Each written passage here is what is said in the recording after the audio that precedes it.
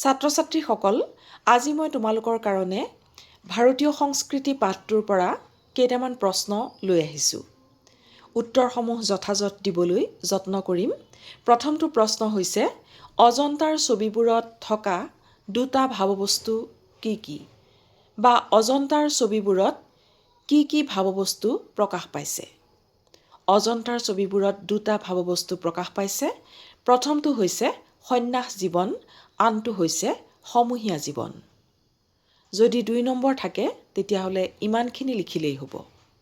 যদি তাতকৈ বেছি নম্বৰ আহে তেতিয়াহ'লে দুয়োটা ভাৱবস্তুৰ বিষয়ে কেইটামান লাইন তোমালোকে লিখিব লাগিব।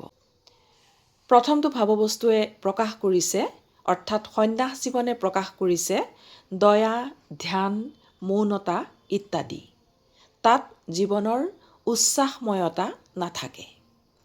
কিন্তু দ্বিতীয়টো ভাৱবস্তু সমূহীয়া জীৱনে জীৱনৰ উচ্ছ্বাসময়তা প্ৰকাশ কৰিছে আৰু তাত থাকে বা তাত ফুটি উঠিছে প্ৰেম, খ্যাতি, যশস্যা আৰু যৌৱন, এনেধৰণৰ কথাবিলাক তাত ফুটি উঠিছে। গতিকে এইখিনি তোমালোকে লিখিব লাগিব। দ্বিতীয়টো প্ৰশ্ন হৈছে, সকলো আৰ্টৰ মূলতে দুটা বিপৰীত পন্থাই কাম কৰে। এই পন্থাকেইটাৰ উদ্দেশ্য কি কি? ইয়াৰ উত্তৰটো হৈছে, প্ৰথমটোৰ উদ্দেশ্য কাৰুকাৰ্য বা জাকজমকতাৰ সৃষ্টি কৰা আৰু দ্বিতীয়টোৰ উদ্দেশ্য সংযম আৰু আড়ম্বৰহীনতা। প্ৰথমটোৱে বাহ্যিক আৰু দৃষ্টিমুখৰ আড়ম্বৰৰ জৰিয়তে প্ৰকাশ লাভ কৰিবলৈ বিচাৰে আৰু দ্বিতীয়টোৱে মানুহৰ অভ্যন্তৰত প্ৰৱেশ কৰি মানুহৰ অন্তৰাত্মা স্পৰ্শ কৰিবলৈ বিচাৰে, য'ত আধ্যাত্মিকতা নিহিত হৈ থাকে। প্ৰথমটোৰ বহিৰ্জাগতিক বিস্তৃতি আছে আৰু দ্বিতীয়টোৰ বহিৰ্জাগতিক বিস্তৃতি নাই, ই হৈছে আভ্যন্তৰীণ। প্ৰথমটোৰ বিপৰীতে দ্বিতীয়টোত এটা সূক্ষ্ম দৃষ্টিভংগী বা মননশীল দৰ্শন নিহিত হৈ আছে। প্ৰথমটোৱে এটা বিৰাট পটভূমিৰ সৃষ্টি কৰি ই বহিৰ্মুখী হ'বলৈ বিচাৰে, যিটো দ্বিতীয়টোৰ মাজত পোৱা নাযায়। গতিকে তোমালোকে নিশ্চয় ভালকৈ বুজি পাইছা ইয়াৰ পাৰ্থক্যসমূহ বা উদ্দেশ্যসমূহ। পৰীক্ষাত নিশ্চয় ভালকৈ লিখিব পাৰিবা। তৃতীয় প্ৰশ্নটো হৈছে, উত্তৰ ভাৰতৰ সংগীতে কি নতুন বস্তু আমাৰ চকুত পেলায়? উত্তৰটো হৈছে, উত্তৰ ভাৰতৰ সংগীতে গাম্ভীৰ্যৰ লগতে ঠায়ে ঠায়ে এই সংগীতত এক উৰণীয়া ভাৱৰ সংযোগ ঘটাৰ কথা আমাৰ চকুত পেলায়। ইয়াকেই সুৰবস্তুৰ ওপৰত লোকসংগীতৰ প্ৰভাৱ বুলি ক'ব পাৰি।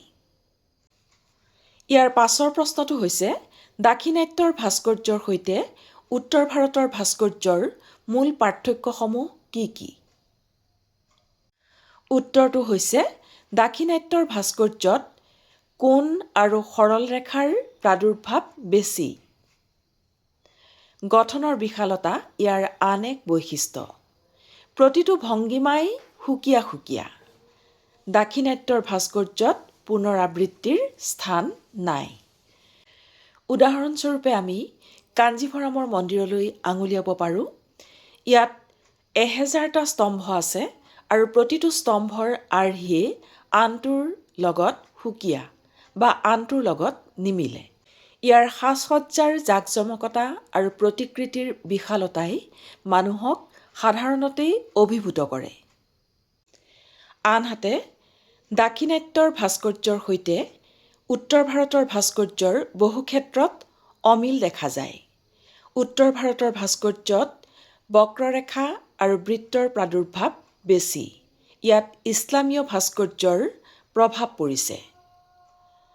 প্ৰকৃততে উত্তৰ ভাৰতৰ ভাস্কৰ্য এক সমন্বয়ৰ ভাস্কৰ্য বা সংহতিৰ ভাস্কৰ্য। ইয়াৰ শোভা, সমন্বয় আৰু গঠনৰ সূক্ষ্মতাৰ জৰিয়তে প্ৰকাশ পাইছে। ইয়াত দাক্ষিণাত্যৰ ভাস্কৰ্যৰ নিচিনাকৈ জাকজমকতা বা কাৰুকাৰ্যৰ বিশালতা নাই।